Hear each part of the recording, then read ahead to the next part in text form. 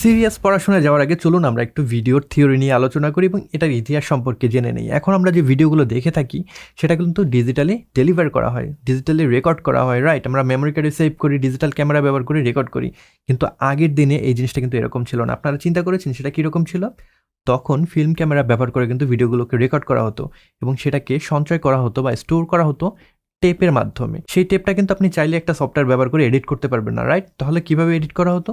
সেইটাকে ম্যানুয়ালি কেচি দিয়ে কেটে কেটে কিন্তু এডিট করা হতো। যে অংশটা আমার দরকার নেই সেই অংশটাকে কেটে ফেলে দিয়ে বাকি অংশ দুটো একসাথে টেপ দিয়ে জুড়ে দেওয়া হতো, যাতে করে সিমলেস একটা কাট পাওয়া যায়। এখন আমরা অনেক লাকি, ডিজিটালি কাজগুলো করতে পারি, ডিজিটাল ক্যামেরা ব্যবহার করতে পারি, ডিজিটাল সফটওয়্যার, রাইট? কিন্তু আগের দিনে মোটেও কিন্তু জিনিসটা এত সহজ ছিল না। তো ডিজিটালি আমরা যে ভিডিওগুলো দেখে থাকি, এই যে ভিডিওটা আপনারা দেখছেন, এটাকে যদি আমরা জুম করে একদম ভিতরের দিকে চলে যাই তাহলে দেখবেন চার কোণা কিছু ব্লক রয়েছে। এই ব্লকগুলো হলো পিক্সেল ভিডিওর।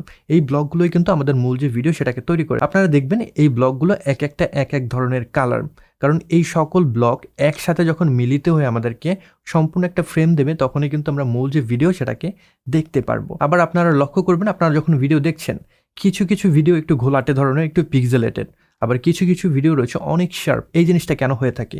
এই জিনিসটা হয়ে থাকে এই পিক্সেল সংখ্যার তারতম্যের জন্য।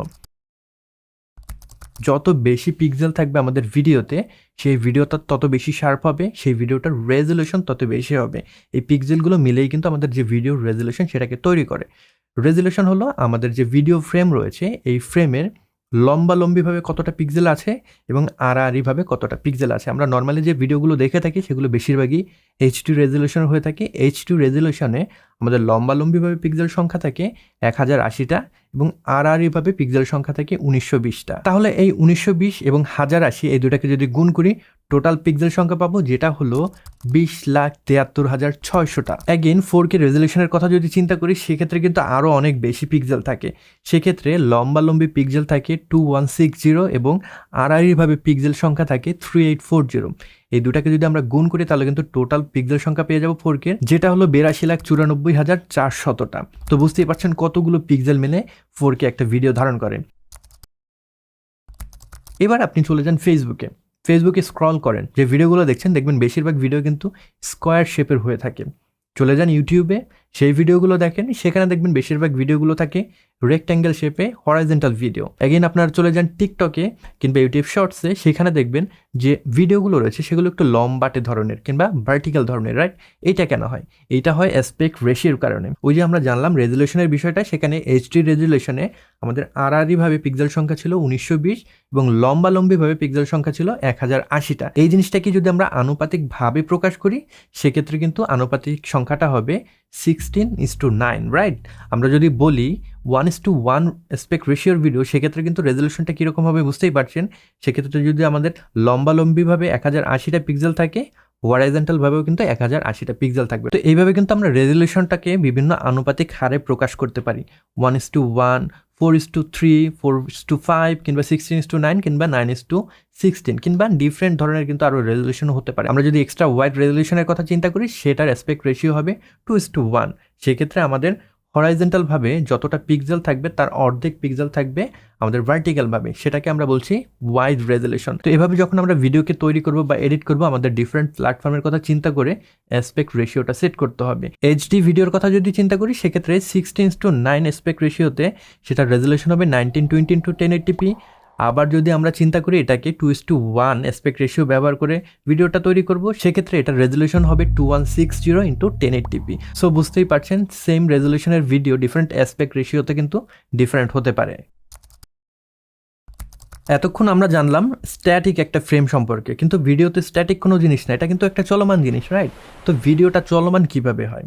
ভিডিওটা চলমান হয় কারণ যখন আমরা ভিডিওটাকে ধারণ করছি তখন কিন্তু একটা ছবি ধারণ করি না, তখন প্রত্যেকটা সেকেন্ডে অনেকগুলো ছবি ধারণ করা হয় এবং সেটাকে একটার পর একটা রাখা হয়। আমরা যখন প্লেব্যাক করি সেটা এমনভাবে প্লেব্যাক হয় যাতে করে আমাদের কাছে মনে হয় সেটা চলমান একটা বিষয়। আমাদের ব্রেন তখন ট্রিকড হয় ওই ছবিগুলো দেখে, আমাদের কাছে মনে হয় সেটা স্ট্যাটিক কোনো ছবি না, সেটা চলমান একটা ছবি। আপনারা নিশ্চয়ই ফ্লিপবুক দেখেছেন, ফ্লিপবুকে দেখবেন প্রত্যেকটা পৃষ্ঠায় একটা করে কিন্তু ছবি আঁকা থাকে। সেই ছবিগুলো আপনি নর্মালি যখন দেখবেন আপনার কাছে মনে হবে স্ট্যাটিক একটা ছবি, তবে সেই ছবিগুলো যদি নির্দিষ্ট একটা স্পিডে আপনার সামনে একটার পর একটা নিয়ে যাওয়া হয়, তখন আপনার কাছে সেটাকে কিন্তু একটা চলমান অ্যানিমেশন মনে হবে। সেম ওয়েতে কিন্তু আমাদের ভিডিও কাজ করে। আপনারা ভিডিওতে এফপিএস এই শব্দটা খুব বেশি শুনে থাকবেন। এফপিএস এর মানে হলো ফ্রেম পার সেকেন্ড। আমাদের ভিডিওতে প্রত্যেক সেকেন্ডে কয়টা করে ফ্রেম থাকবে সেটা কিন্তু এফপিএস ডিফাইন করে। এখন আমরা নর্মালি যখন ভিডিও ধারণ করি সেটা কিন্তু 24 এফপিএসের হয়ে থাকে। ইভেন নাটক, সিনেমা এগুলোতেও কিন্তু 24 এফপিএসে ভিডিওটা ধারণ করা হয়ে থাকে, কারণ 24 এফপিএস হলো খুব ম্যাজিক্যাল একটা নাম্বার। 24 এফপিএস আপনি ভিডিও ধারণ করলে আপনার ক্যামেরার শাটার স্পিড রাখতে হয় 1/50। এই কারণে আমাদের যে ভিডিও রয়েছে সেখানে ন্যাচারাল একটা মোশন ব্লার থাকে। দেখতেই পাচ্ছেন আমার হাতটা নাড়াচ্ছি আমি, এখানে কিন্তু একটা মোশন ব্লার রয়েছে, সেটা খুবই ন্যাচারাল লাগে যদি আমরা 24 এফপিএসে ভিডিওকে ধারণ করি। এর চেয়ে বেশি ফ্রেম রেটে যদি আমরা ভিডিওটা ধারণ করি সেখানে এক্সট্রা স্মুথনেস চলে আসে, তখন আর সেটাকে ন্যাচারাল মনে হয় না। এই কারণে বেশিরভাগ মুভিতে কিন্তু 24 এফপিএসে ভিডিওগুলো ধারণ করা হয়ে থাকে এবং এডিট করা হয়ে থাকে। তবে এটা কিন্তু এক্সপেরিমেন্টও করা হচ্ছে। যেরকম আমরা যদি ডেডপুল যে মুভি রয়েছে সেটার কথা চিন্তা করি, সেটা কিন্তু টোটালি 60 এফপিএসে শ্যুট করা হয়েছে এবং এডিটও করা হয়েছে 60 এফপিএসে। তবে আপনি যখন ভিডিও ধারণ করবেন বেশিরভাগ সময় আপনার 24 এফপিএস কিংবা 30 এফপিএসে ভিডিওগুলো শ্যুট কিংবা এডিট করলেই চলবে। আর আপনি যদি স্লো মোশন ভিডিও যান সেক্ষেত্রে এক্সট্রা এফপিএসে আপনি ভিডিও ধারণ করতে পারেন, যেরকম 60 এফপিএসে কিংবা 120 এফপিএসে। এতে করে যেটা হবে, আপনি যখন 24 এফপিএসের একটা টাইম লাইনে সেই ভিডিওগুলোকে নিয়ে আসবেন, আপনি কিন্তু সেটাকে স্লো করতে পারবেন।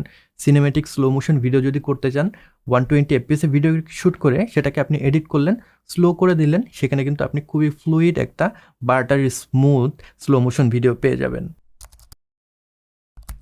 এখন আমরা যেহেতু জানলাম ভিডিও কোনো চলমান জিনিস না, সেখানে অনেকগুলো ছবি থাকে। তো এই ছবিগুলো কিন্তু একটা কন্টেনারের ভিতরে রাখতে হয়, রাইট? আমি কিন্তু ছবিকে আলাদা আলাদা ফাইল হিসেবে রাখতে পারবো না। আমি যদি প্লেব্যাক করতে চাই একটা সিঙ্গেল ফাইল হতে হবে। আবার ভিডিওর সাথে অডিওটাও থাকে। তো এই সকল কিছু একত্রে রাখার জন্য কিন্তু ডিফারেন্ট কোডেক কাজ করে। খুব পপুলার একটা কোডেক হলো H.264। এই কোডেকে যে কাজটা করে সেটা হলো আমাদের যে অ্যাকচুয়াল ভিডিও রয়েছে, দেখা যায় প্রত্যেকটা ছবির সাইজ অনেক বেশি। এই প্রত্যেকটা ছবি যদি আমরা র ফরম্যাটে রাখি সেটার সাইজ অনেক বেড়ে যাবে, এডিট করতে সমস্যা হবে, স্টোর করতে সমস্যা হবে। তো H.264 কিংবা H.265 এগুলো কম্প্রেসড একটা কোডেক। এটা যেটা করে আমাদের যে ছবিগুলো রয়েছে সেগুলোকে কম্প্রেস করে ছোট করে ফেলে এবং একই সাথে আমাদের যে অডিও ফাইল রয়েছে সেটাকে কিন্তু এই ছবির সাথে জুড়ে দেয়, যার কারণে আমরা যখন প্লে করি সেটাকে কিন্তু আমরা শুনতে পাই এবং দেখতে পাই একই সাথে, রাইট? তো এই কোডেক কিন্তু বিভিন্ন ধরনের হয়ে থাকে, এক একটা কোডেকের এক এক ধরনের সুবিধা রয়েছে। আপনি যদি র কোডেকের কথা চিন্তা করেন সেখানে ফাইল সাইজটা অনেক বেশি হয়ে থাকে, সেটা হয়তো আপনি এডিট করতে অনেক সুবিধা পাবেন, কারণ আপনার কম্পিউটারের প্রসেসর কম কাজ করতে হবে সেটাকে প্রসেস করার জন্য। আবার আপনি যদি ফাইলটাকে ছোট করতে চান সেক্ষেত্রে কম্প্রেসড কোডেক যেরকম H.264 সেটাকে আপনার ব্যবহার করতে হবে। সেটার যে সুবিধা, ফাইল সাইজ কম, কিন্তু আপনার কম্পিউটারের ওপর কিন্তু অনেক প্রেশার পড়বে, কারণ যখন আপনি এডিট করছেন কম্পিউটারে কিন্তু সেই কোডেকের যে অ্যালগোরিদম সেটাকে বুঝে প্রসেস করে দেন আপনার সামনে প্লেব্যাক করতে হবে। তো সব কিছু মিলিয়ে অনেক ধরনের কোডেক অ্যাভেলেবেল রয়েছে, এক এক ধরনের কোডেকের সুবিধা এক এক রকম। নর্মালি নাটক, সিনেমায় যদি র ফরম্যাটে ভিডিওটাকে রেকর্ড করা হয় সেটাকে কিন্তু র ফরম্যাটেই এডিট করা হয়। সেখানে ফাইল সাইজ অনেক বেশি থাকে, কারণ তাদের জন্য আসলে স্টোরেজের কোনো বিষয় থাকে না, তাদের জন্য কোয়ালিটিটা বেশি ম্যাটার করে। তবে আমরা যখন ইন হাউসে নর্মালি আমাদের ইউটিউবের জন্য কিংবা ফেসবুকের জন্য ভিডিও ধারণ করছি, এডিট করছি, সেক্ষেত্রে আমরা কম্প্রেস কোডেক ব্যবহার করে থাকি, যেরকম H.264, H.265। সেগুলোতে সাইজ অনেক কম থাকে এবং সেগুলো দিয়ে মোটামুটি কাজ কিন্তু সেরে ফেলা যায়। তো ভিডিওটা এডিট হয়ে গেলে কিন্তু এখন আপনাকে সেটাকে এক্সপোর্ট করতে হবে, রাইট? এক্সপোর্ট করার সময় একটা ওয়ার্ড চলে আসবে, দেখবেন বিট রেট। এই বিট রেট জিনিসটা কি? বিট রেট হলো আপনার যে ভিডিও রয়েছে সেই ভিডিওতে ইনফরমেশন কতটা থাকবে। সেম কোডেকে আপনি যদি বিট রেট বেশি দিয়ে ভিডিওটাকে এক্সপোর্ট করেন সেক্ষেত্রে ওই ভিডিওটাতে ইনফরমেশন বেশি থাকবে এবং সেই ভিডিওটার কোয়ালিটি ভালো হবে। অ্যাগেন আপনি একটা কোডেকে ভিডিওর যে বিট রেট সেটাকে কম দিয়ে এক্সপোর্ট করলেন, আপনার ভিডিওর সাইজ অনেক ছোট হয়ে যাবে, তবে সেখানে ইনফরমেশন কম থাকার কারণে সেটার কোয়ালিটিও কিন্তু লস হবে। তো এখন হলো সোশ্যাল মিডিয়ার সময়, আমরা ডিফারেন্ট প্ল্যাটফর্মে ভিডিও আপলোড করার জন্য কিন্তু ডিফারেন্ট সেটিংস ব্যবহার করে থাকি। প্রত্যেকটা প্ল্যাটফর্মে তাদের হেল্প পেজে গিয়ে আপনারা দেখে থাকবেন তাদের রিকোয়ারমেন্ট দেয়া থাকে, কোন ফরম্যাটে আপনি ভিডিওটাকে আউটপুট করবেন, রেজলিউশন কত হবে, কোডেক কোনটা ব্যবহার করবেন, বিট রেট কত রাখবেন। এই জিনিসটা মেনটেন করে আপনি যদি ওই প্ল্যাটফর্মে ভিডিওটাকে আপলোড করেন সেক্ষেত্রে অপটিমাল একটা রেজাল্ট পাবেন।